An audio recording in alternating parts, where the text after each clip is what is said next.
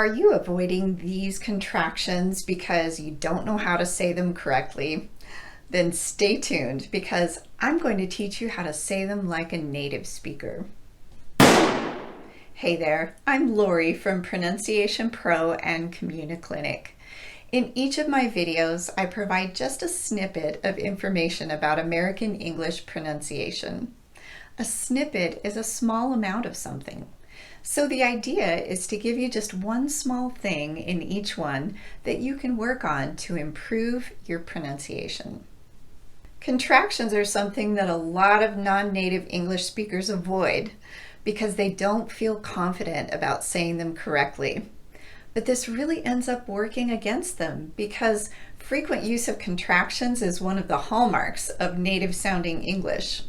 So if you're not using them, your speech will stand out as sounding foreign to a native speaker. Today, I want to address these three contractions: that'll, it'll, and what'll. The pattern for these three words is going to be really similar to what I mentioned in this video. By that, I mean that we have two things going on. There's a slight vowel before the L, and the T is tapped. So it's going to sound more like a light, quick D sound. Let's look at those three contractions again. We'll start with that'll. There's a schwa vowel inserted right before that dark L. So that means the T will be tapped, meaning that it will sound like a very light, quick, de-emphasized D. It looks like this: that'll. The other two words are it'll and what'll, and they're pronounced the same way, with a tapped T and an inserted schwa vowel before the L. It'll, what'll.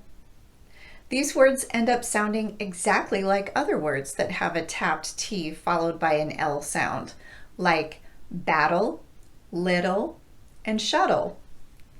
So now that you know how to say those three contractions in isolation, let's put them into sentences. As I always encourage you to do, make sure you hit that pause button after I say a sentence and try to say it exactly the same way that I did. Ready? Let's start. That'll take way too long. It'll be easy to find a seat. What'll we do after work today? I think that'll be a really fun vacation. He says it'll take 30 minutes to get there. Do you know what'll be discussed in the meeting? Okay, now go out there and try to use these three contractions.